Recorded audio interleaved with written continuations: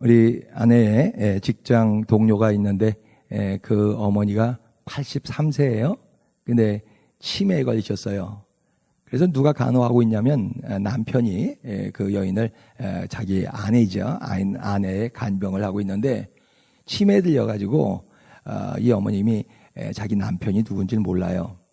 딸은 기억해요. 그래서 딸이 집을 방문하면은 딸을 참 좋아해요. 그러면서 그 딸한테 그러는 거예요. 얘야, 저 남자가 누구니? 참 친절하더라.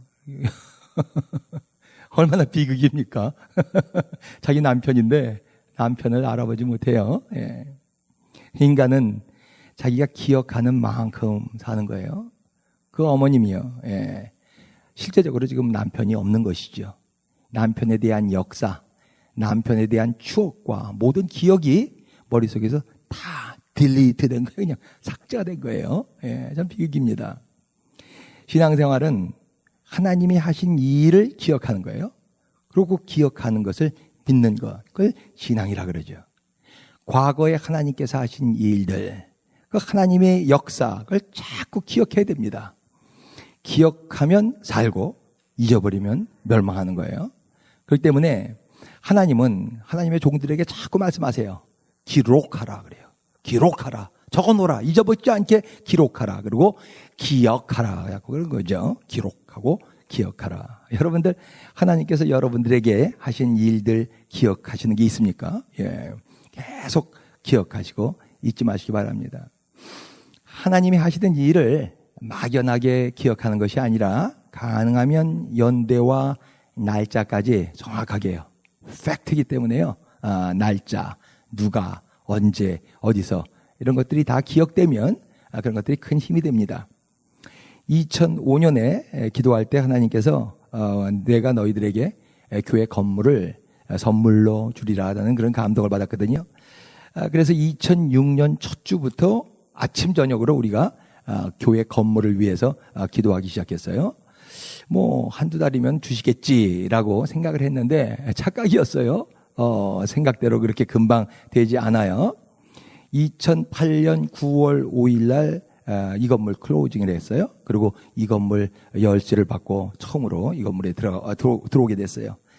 약 1000일이 걸렸어요. 기도하고 우리가 이 건물을 얻는데 사실 그 1000일 동안에 별일들이 다 많았었거든요. 주인은 나한테 안 판다. 이 건물 안 판다고 여러 번 말했어요. 한 번은 그냥 아예 편지까지 보냈어요. 내가 너희에게 이 건물을 팔지 않겠다라고요. 예. 그런데 모여서 기도하면요. 중보팀들 모여서 기도할 때는 이거는 포도나무 교회 건물이라고 또 하나님께서 말씀하시는 거예요. 주인은 안 판다 그러고 하나님은 이건 너희 건물이라 그러고요. 그래서 그냥 왔다 갔다 하면서 우리는 그냥 계속 기도를 했죠.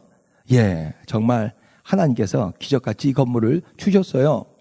하나님이 하신 일이에요. 하나님이 하셨다라고 저는 믿습니다. 교회를 운영하면서 그동안 여러 가지 힘든 일들이 많이 있어요. 이게 되는 건가? 그럴 때마다 저는 이 날짜 하나씩 다시 꼽아봐요. 2005년 9월 달에 하나님께서 주신 그 감동의 말씀, 2006년서부터 계속 주신 말씀, 그러면서 교회 교회 주신 말씀들 하나하나 이렇게 체크하고 1000일 만에 하나님께서 주신 이 건물을 생각할 때 하나님은 살아계시구나.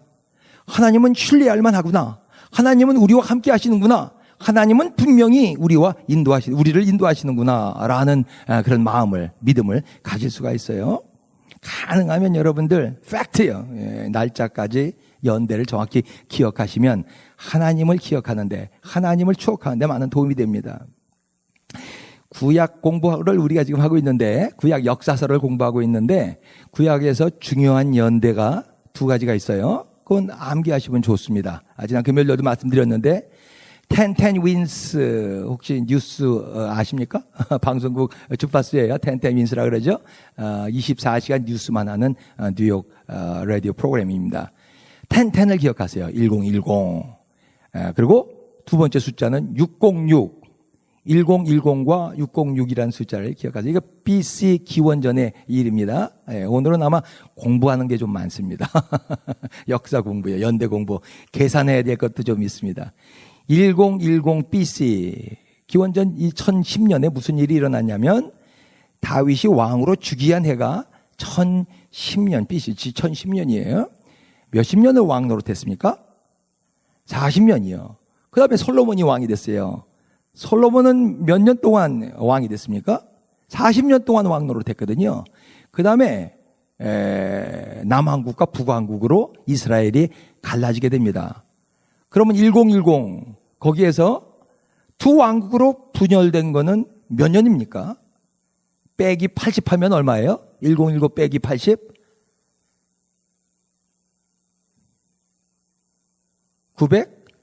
930년이죠. 930년에 남왕국과 북왕국으로 갈라졌어요. 1010이랑 숫자를 알면 마치 고구마 줄기에 쭈룩 이렇게 달려나오는 것처럼요. 여러 가지 숫자들이 거기에서 함께 생각될 수가 있어요. 그다음에 606 BC 기원전 606년은 무슨 일이 벌어진 해냐면은 느부갓네살 바벨론 왕이 처음으로 예루살렘을 공격해 온 때가 606년이에요. 이때가 처음 사람들을 이제 잡아가기 시작했죠. 다니엘이 이때 잡혀갔죠. 606년 한 번만 아니라 10년 간격으로 예루살렘을 공격합니다. 그러니까 두 번째 침공은 언제예요? 세 번째 침공은 언제예요? 이 세 번째 침공 때 예루살렘 성전이 완전히 파괴되고 예루살렘에 있는 사람들이 다 바벨론의 포로로 잡혀가죠. 606 빼기 3차 침공이면은 언제예요? 20 하면 몇 년입니까? 좀 어려워요? 어려운 수학 문제예요? 586년이죠. 586년은 중요한 숫자예요. 586년을 암기하기는 쉽지 않은데 606을 암기하면 586년은 빼기 20 하면 한 대가 금방 나옵니다. 예, 이때 예루살렘이 완전히 멸망한 해예요. 자, 다시 바벨론 포로로 갔던 사람들이 돌아오거든요. 몇십 년 만에 돌아옵니까? 예레미야에 미리 하나님께서 예언을 하셨어요. 잡혀가기 전에 미리 예언을 하셨어. 예, 잡혀갔다가 70년 만에 돌아오리라 그렇게 예언을 하셨어요. 그러면 언제 돌아온 거예요? 606 빼기 70 하면이요. 536년이요. 예, 이것도 중요한 해예요. 왜냐하면 바벨론에서 갔던 사람들이 다시 돌아와서 제2성전을 건축하기 시작할 때가 536년이에요. 시간이 많이 걸렸거든요. 방해가 많아가지고요. 그래서 20년이나 걸렸습니다. 성전, 제2성전 건축하는데 536 빼기 20 하면 얼마예요? 예, 어렵습니까? 예. 516년이죠. 516년, 516, 우리가 잘 아는 게, 예, 516년, 기원전 516년에 제2성전이, 예, 준공됐어요. 그 다음에 우리가 느헤미야 공부할 때 배웠죠. 그건 성준공이고, 그건 템플, 성전이 준공된 것이고, 성벽 쌓은 거, 월 쌓은 건 또 다른 문제예요. 그거는 누가 했어요? 느헤미야가 BC 444년에 성을 쌓았죠. 그 연대들이 구약을 이해하는 데 도움이 됩니다. 지금 우리가 배우고 있는 그 역대기는 언제 쓰여졌냐? 예, 기원전 400년에 쓰여진 거예요. 구약에서 가장 마지막에 쓰여진 책이에요. 이 두 가지 연대를 기억해 주면 좋습니다. 그래서요. 1010이라는 해와 606이라는 해 두 해를 기억해 주시면요. 여러분들이 다른 것들은 고구마 줄기 쭉 나오는 것처럼 같이 공부할 수가 있어요. 지금 우리가 그러니까 배우고 있는 이 역대기는 우리가 지금 살고 있는 시간으로부터 2400년에 쓰여진 그런 책입니다. 어마어마한 책을 우리가 공부하고 있는 거예요. 오늘 우리가 읽은 본문, 이 사건은 다윗 시대에 일어난 거예요. 지금 우리가 살고 있는 시대에서부터 3000년 전에 일어난 사건이에요. 아마 거의 정확하게 문자적으로 3000년에 일어난 것 같아요. 그때 일어난 일을 지금 우리가 공부하고 있는 것입니다. 예. 오늘 공부하는 거는 여러 가지 숫자가 많이 나오니까 기억해 주시면 좋아요. 예. 이 17장은 우리 15장 16절 큐티 하신 분 알겠지만은 다윗이 언약궤를 예루살렘에 안착한 후에 그때 일어난 사건입니다. 다윗이 마음 가운데 한 계획을 품고 있었어요. 그 계획이 뭔가? 자, 1절, 2절 읽어보십시다. 1절, 2절 시작. 다윗이 그의 궁전에 거주할 때에 다윗이 선지자 나단에게 이르되 나는 백향목 궁에 거주하거늘 여호와의 언약궤는 휘장 아래 있도다. 나단이 다윗에게 아뢰되 하나님이 왕과 함께 계시니 마음에 있는 바를 모두 행하소서. 그러죠. 예. 궁전, 다윗은 궁전에 있어요. 어떻게 궁전에 있게 된다면 다윗이 궁전을 지려고 그런 것이 아니라 다윗이 왕이 됐다는 소식을 듣고 저쪽에 있는 두로 왕이요, 거기 백향목과 사람들을 보내서 왕궁을 지어줬어요. 그래서 14장에 보니까 다윗이 내가 정말 왕이 됐구나, 왕이 된 걸 알게 해주는구나 라고 기록되어 있죠. 다윗은 영적인 사람이거든요. 하나님을 굉장히 사랑하는 사람이에요.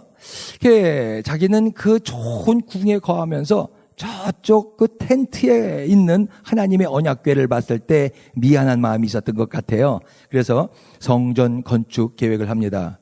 제사장들에게 얘기하지 않고 먼저 나단 선지자에게 얘기하는 걸 보니까 아마 하나님의 뜻을 알고 싶었던 것 같아요.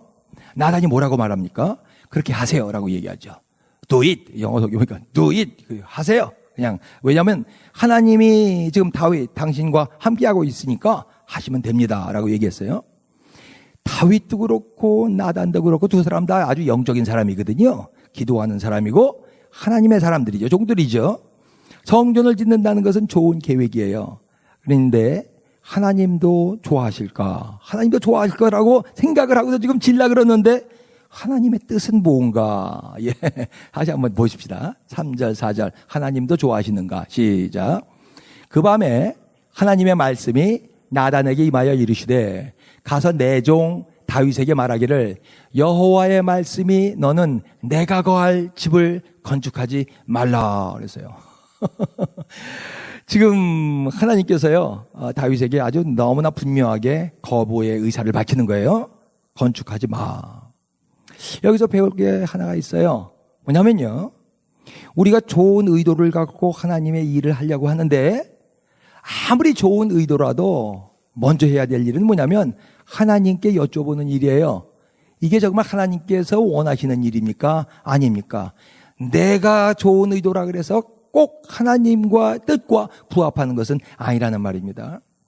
해외 선교 가는 것이 얼마나 중요합니까? 중요하죠. 예수님의 명령이기도 하고요. 해외 선교하는 거 중요한데, 근데요, 내가 해외 나가서 선교하는 것이 하나님의 뜻인지 아닌지는 먼저 하나님께 여쭤보는 게 중요하다는 거예요. 남들 다 나가니까 쫓아서 나가는 게 선교가 될 수는 없을 수도 있다는 거예요. 제가 백장로라는 장로님 얘기를 곧잘 합니다. 왜냐하면 제가 신앙이 없었을 때, 맨 처음 하나님을 막 믿기 시작했을 때, 그때 저를 여자 장로님이에요. 부평교회에 계시는 여자 장로님인데 그분이 아주 예언의 은사가 굉장히 강하세요.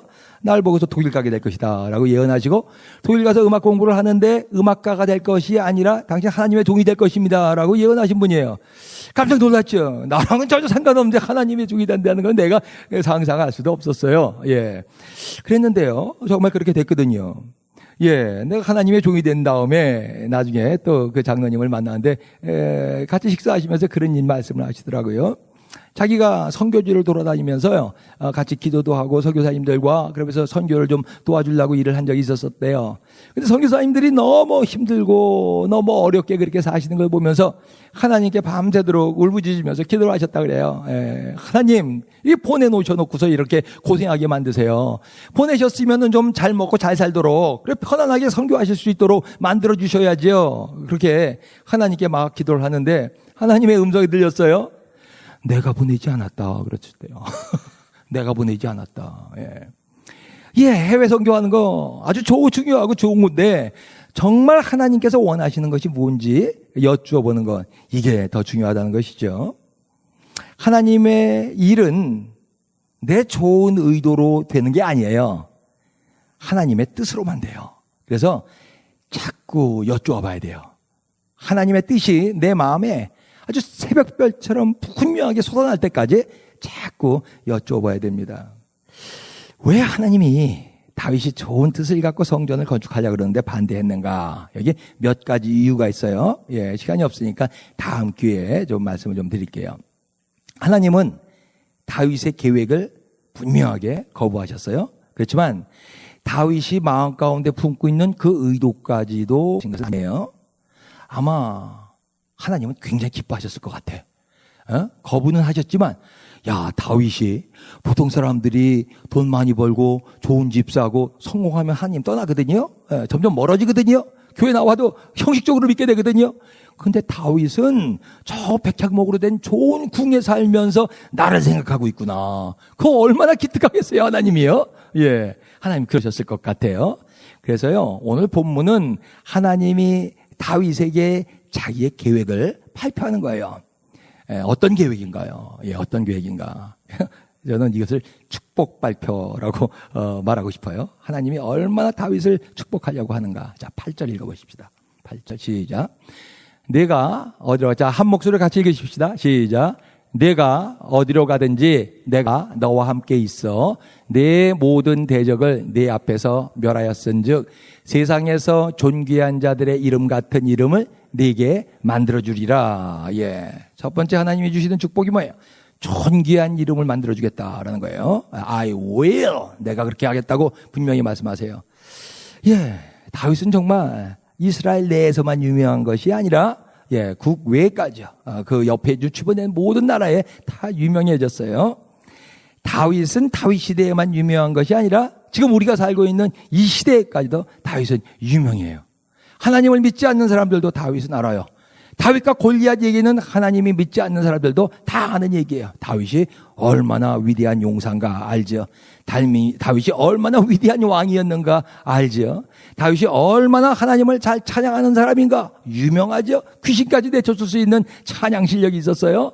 예, 또 얼마나 글을 잘 쓰는가요. 예, 시편의 반을 쓸 수 있을 정도로 그렇게 글재주가 좋은 사람이에요. 어떤 신문에서는요, 인류 역사상 가장 최고의 부자가 누군가를 조사하다가 다윗이 인류 역사상 가장 부자였었다고 그렇게 얘기를 해요. 예, 재산가예요. 금, 은, 보화가 많은 그런 재산가예요. 다윗은 하는 일마다 모두 대성공이었습니다. 그리고 큰 명성을 얻었어요. 예, 그뿐 아니에요. 또 있어요. 그리고 또 있어요. 하나님의 축복이 또 있고 또 있고 또 있어요. 10절 한번 읽어보십시다. 10절 시작. 전에 내가 사사에게 명령하여 내 백성 이스라엘을 다스리던 때와 같지 아니하게 하고 또 내 모든 대적으로 내게 복종하게 하리라. 또 내게 이르노니 여호와가 너를 위하여 한 왕조를 세울지다. 또 나오고 또 나오죠. 예, 또 무슨 일이 있어요? 모든 대적들이 다 복종할 것이다 라고 말합니다. 이제까지는 이스라엘이요, 주변 국가들한테 항상 당했거든요. 마치 동네북처럼 얻어터졌거든요. 모압한테 얻어터지고 블레셋한테 얻어터리고 아람한테 얻어터리고 계속 얻어터졌어요. 왜냐하면 연약하기 때문에요. 예, 왕도 없고 강하지도 않고 그냥 무기도 제대로 된 게 없어졌어요. 근데 이제부터는 내가 그들이 모두 다 너에게 복종하게 만들겠다 그런 거예요. 사실 역사적으로 보니까 그 모든 나라들이 다 다윗에게 조공을 바치면서 살죠. 저쪽 유브라데강 북쪽에 있는 나라까지도 조공을 바치는 것을 볼 수가 있어요. 또 있어요. 또 아마 가장 놀라운 하나님의 축복인 것 같은데, 너를 위하여 한 왕조를 세울지라. 너를 위하여 한 집을 세운다는 말이에요. I will build a house for you. 예, 지금 다윗은 하나님 위해서 자기가 집을 세운다 그랬는데 그게 아니고 하나님이 오히려 다윗을 위해서 집을 세운다라고 얘기하고 있어요. 눈에 보이는 건축이 아니죠. 여기서는 왕조를 얘기하고 다윗의 가문을 얘기합니다. 어떤 왕조인가, 누가 세우는가, 어떻게 세워지는가를 또 말씀하세요. 11절, 12절 시작. 내 생명에 연한이 차서 네가 조상들에게로 돌아가면 내가 네 뒤에 네 씨, 곧 네 아들 중 하나를 세우고 그 나라를 견고하게 하리니 그는 나를 위하여 집을 건축할 것이요 나는 그의 왕위를 영원히 견고하게 하리라. 예. 다윗이 죽은 다음의 일을 또 분명하게 말씀하세요. 네 씨라고 말씀하죠. 네 씨. 중요한 거예요. 항상 씨라는 말이 구약에서 나오면 중요하게 여러분들이 보셔야 돼요. 그 아들 중 하나인데 결국 10번째 아들 솔로몬이 그 다음 왕이 돼서 성전을 건축하는 것을 우리가 알죠. 960년, 기원전 960년입니다.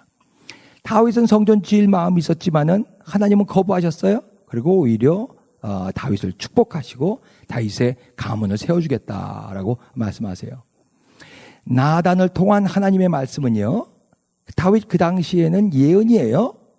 그렇지만 이 예언이 20년 내지 30년 뒤에 솔로몬을 통해서 이루어져서 역사가 되죠. 예언이 역사가 되는 거예요. 하나님은 말씀하시고 그 말씀은 반드시 성취가 됩니다.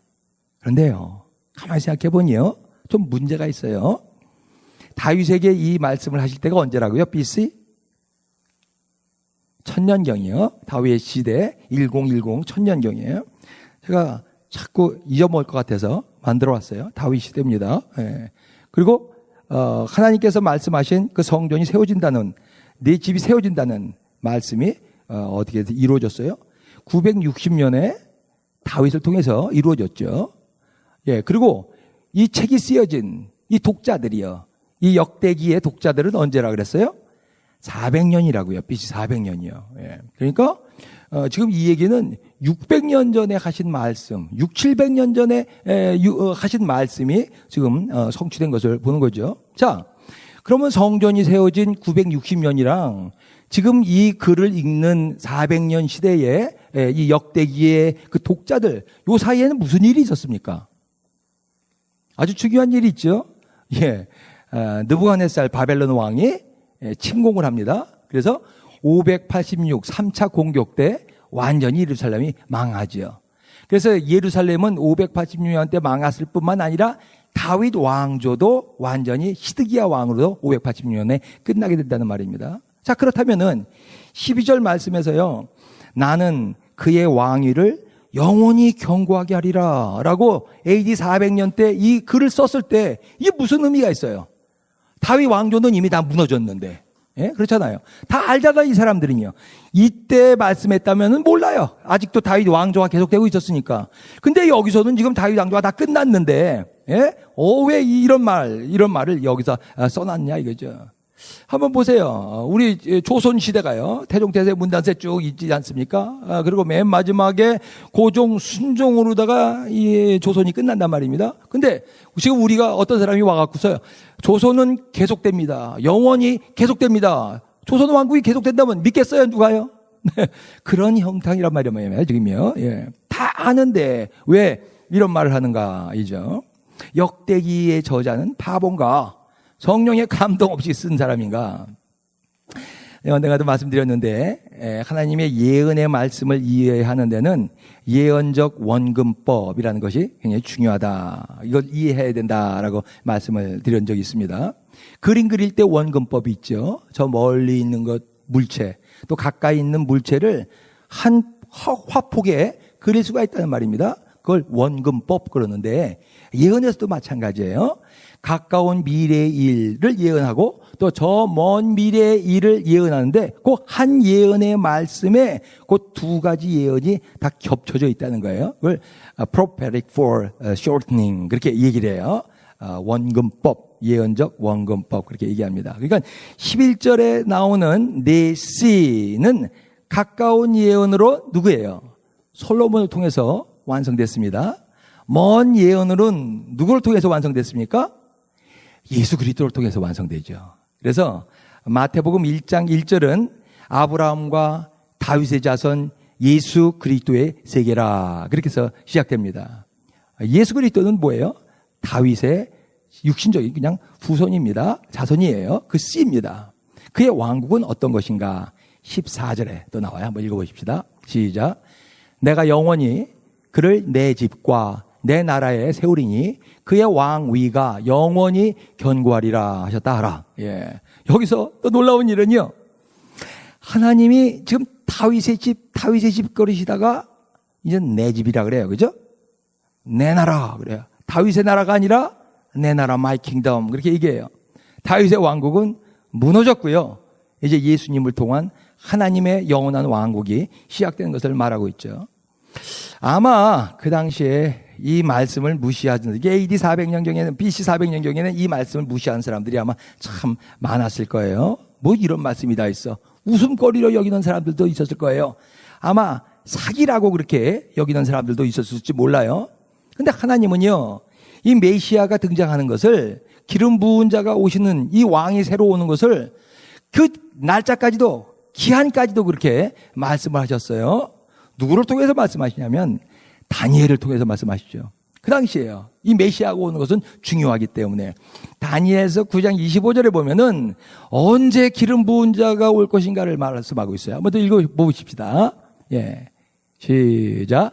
그러므로 너는 깨달아 알지니라. 예루살렘을 중건하라는 영이 날 때부터 기름 부음을 받은 자, 곧 왕이 일어나기까지 7이레와 62이레가 지날 것이요. 그 곤란한 동안에 성이 중건되어 광장과 거리가 세워질 것이며 62이레 후에 기름 부음을 받은 자가 끊어져 없어질 것이며, 예, 거기까지 보시면 돼요. 메시아에 대한 예언이 나오는데 유명한 72레의 예언입니다. 70년 곱하기 1에 7이란 뜻이거든요. 70년 곱하기 7, 77이 49, 490년 안에 언제부터요? 성이 중건된 데서부터. 성이, 예루살렘 성이 언제 중건됐다고요? 예, 444년이요. BC 444년. 그때서부터, 예, 71회 뒤에, 예, 정확히는 69일의 뒤에 메시아, 기름 부은 자가 나타날 것이고, 금방 없어질 거예요. 보니까 25절, 26절 보니까 나타났다가 금방 없어져. 3년 동안만 일하시고 가셨거든요. 예. 그 얘기예요. 언제까지 오실까? 참 놀라운 예언이 여기에 기록되어 있어요. 이제까지 많은 학자들이요, 이 72일을 제대로 해석을 하지 못했습니다. 왜냐면, 양력으로 자꾸 해석해서 그래요. 양력으로 해석하면은 이 72일가 어디로 떨어지냐면 한 AD 40년경에 떨어져요. AD 40년에는 예수님이 벌써 없어지셨을 텐데 이게 무슨 예언인가. 근데 최근 학자들이 또 연구했다는 게 다른 게 아니라 성경을 더 자세히 읽었다는 거예요. 성경은 속독하지 마세요. 자세히 읽어야 돼요. 이걸 어떻게 계산하는가를 연구해서 새롭게 나온 거는, 이때 이 시대에는 양력을 쓰지 않았어요. 음력을 사용했어요. 1년 달력이 365일이 아니라 360일로 되어 있어요. 그래서 이 27절에 나오는 3년 반에 대한 얘기가 나오는데, 7년의 반에 대한 얘기가 어디에 계산돼서 나오냐면 요한계시록 11장 2절에 계산돼서 나오는데 42개월로 나와요. 42개월 1260일이라고 나와요. 한 달이 얼마냐면 30일, 1년이 360일이에요. 365일이 아니라. 그래서 360일로 다 해서 계산하면은 정확히 AD 31년 아니면 32년에 이게 떨어져요. 즉, 예수님께서 오시는 날짜, 예수님께서 십자가에 돌아가셔서 하나님의 왕국을 이루시는 그 날짜, 그 기간이 정확하게 나와 있는 것이죠. 하나님은 말씀하시는 분이에요. 그 말씀은 그대로 성취가 됩니다. 재밌지 않습니까? 난 너무너무 재밌었어요. 이런 것이요. 별로 재미가 없는 것 같은데요. 그럴 줄 알았지만. 예. 예. 우리는 역대기에 사는 사람들보다도 참 행복한 사람들이에요. 다니엘 시대 때 사는 사람들보다도 참 행복한 사람들이에요. 왜냐하면 그 시대에는 예언의 말씀이에요. 이게 무슨 말씀일까? 예, 이게 이루어질까? 근데 우리는 이미 다 성취된 그 시대에 살고 있기 때문에요. 여러분, 하나님의 말씀을 말씀대로 믿으실 수 있길 주의 이름으로 축원합니다. 예수님은 예언대로 AD 30년경에 오셨어요. 죽으시고 또 부활하셔서 하나님의 영원한 나라를 건설하셨습니다. 어떻게 이런 일이 있을 수가 있을까? 어떻게 이렇게 정확하게 성경 말씀은 기록하고 이루어졌을까? 하나님이 하셨기 때문에 그렇죠. 오늘 부분에서 하나님은 그렇게 말씀하세요. I will. 내가 하겠다라고 말씀하세요. 하나님은 하나님의 백성에게 계획이 있고 그 계획을 성취하시는 분입니다. 하나님은 분명히 하십니다. 하나님이 하세요. 다 같이 한번 해볼까요? 하나님이 하신다. 하나님이 하신다. 예. 그래서 하나님의 백성에게는 하나님의 인도하심이 있습니다. 그거는 승리고 번영이고 축복입니다. 너희를 향한 나의 계획은 내가 하나니 재앙이 아니라 평안이요. 너희 장래에 소망을 주려 하는 생각이라. I will. 하나님이 하신다고 분명히 말씀하세요. 이스라엘 백성들이 출애굽을 한다는 것은 불가능합니다. 예. 가장 그 당시에 강력한 나라 이집트를 어떻게 노예된 사람들이 탈출합니까? 그래서 모세가요, 이스라엘의 리더십이 되라고 하나님께서 말씀하셨을 때 자꾸 주저주저 하는 모습이 그겁니다. 그거 자신이 없거든요. 어떻게 탈출할 수가 있는가. 근데 놀랍게요, 하나님은 이미 아브라함에게 이 말씀을 좀 하셨어요. 창세기 15장에 보면요, 이렇게 쓰여 있어요. 한번 읽어보십시다. 시작.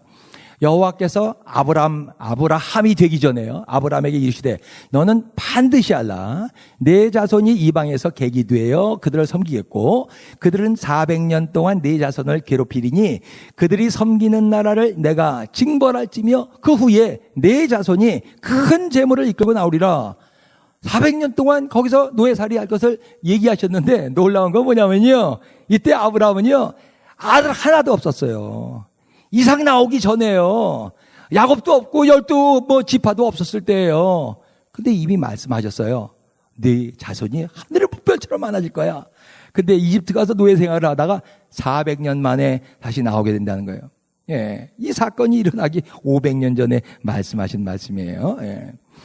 하나님의 백성은 하나님이 분명하게 인도하십니다. I will. 그렇기 때문에 우리는 이 세상에서 지는 것 같은데 지지 않습니다. 이 세상 일이 끝나는 것 같은데, 우리 삶이 끝나는 것 같은데, 내 가정이 끝나는 것 같은데 끝 아니에요. 망할 것 같은데 망하지 않습니다. 예. 지금 눈앞에 보이는 이익만 보고서 신앙생활하지 마세요. 멀리 보고 믿으세요. 예. 지금 좀 힘들어도요, 믿고 참고 하나님이 하시는 일을 기대하십시오. 다 됩니다. 왜요? I will. 하나님이 하신다고 하셨기 때문에 그래요. 예. 김승 장로 아시죠? 예, 사업이 부도가 나가지고 쫄딱 망했어요. 그때 예수님을 믿기 시작했거든요. 늦게 예수님 믿은 것이죠. 오살리 기도원 그때 천막 치고 기도할 때인데 거기서 막 기도 생활을 오래 하셨습니다. 그때 주신 생각이 있어요. 염전 10만 평에 대한 소원을 주셨어요. 그래서 그것 때문에 그걸 놓고서 매일 기도하십니다. 근데 그 당시에 오산리의 기도원에서 기도하는 데가 천막이었거든요. 너무 불쌍해가지고 자기가 가지고 있는 조금 남아있는 돈을 다 줘가지고 거기서 그 기도원을 짓죠. 그 기도원에서 저도 처음으로 기도했어요. 아직까지 남아있어요. 지금은 오산리에 가면은 기도원이 아주 현대식으로 잘 져져 있는데요. 그때 부럭구루 진 아주 그냥 엉성한 그 건물이 아직도 한쪽 구석에 있어요. 예. 그러면서 이제 매일 가서 기도하는 거예요. 하나님, 염전 10만 평. 뭐 돈도 없고 지금 이 사업을 일으킬 수 있는 가능성은 전혀 없는데 아내와 가서 그렇게 아내랑 둘이 그렇게 기도를 했습니다. 근데 놀라운 일이 벌어졌어요. 어느 날 이렇게 길을 가는데요, 갑자기 옆에서 택시 한 대가 딱 멈는 거예요. 그러면서 사람이 내리는데 옛날에 한번 본 적이 있는 사람이에요. 친한 사람도 아니고요, 잘 아는 사람도 아니고요. 갑자기 나와서 염전 10만 평이 저기 충청남도에 나와 있는데 사지 않겠냐고. 지금 매물이 그냥 갑자기 나와가지고 굉장히 싼데 사라고. 돈도 지금 다 이렇게 대출이 된다고. 그냥 콩고루 다 울었어요. 콩고루요. 그래서 이 사람이 천일제염을 하면서 아주 준 재벌이죠. 하나님의 일을 얼마나 많이 하시는지 몰라요. 여기저기 돌아다니면서 큰 간증을 많이 하십니다. 1000번 이상 집회를 하셨다니까요. 어떻게 이렇게 하실 수가 있나요? 예. 하나님이 하시죠. 하나님이요. 안 될 것 같은데 돼요. 망할 것 같은데 안 망해요. 예. 갑자기 생각이 났어요.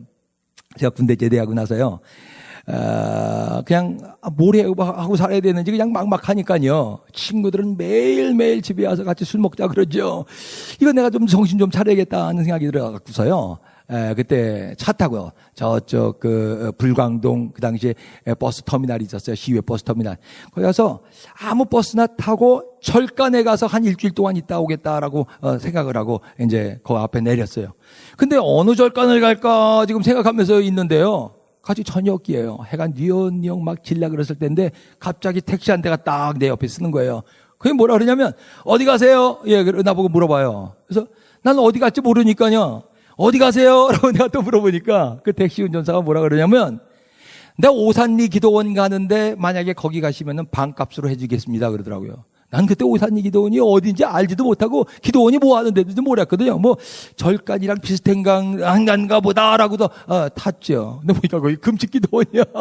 일주일 동안 처음으로 금식하면서 기도해봤는데요. 그때요, 만약에요, 난 그 차가 정말 하나님이 보내신 천사인 것 같아요. 그 차가 없었다면 아마 나는 스님이 됐을지 몰라요. 절간에 가서요. 예? 어떻게 그 차가 내 옆에 그렇게 딱 옆에 쓰는 거예요? 하나님이 하시죠. 하나님이요. 예. 아무 걱정하지 마세요, 여러분요. 정말 아무 걱정하지 마세요. 우리의 일은 그냥 하나님 믿는 일이에요. 멀리 보고 믿는 일이에요. 끝까지 믿는 일입니다.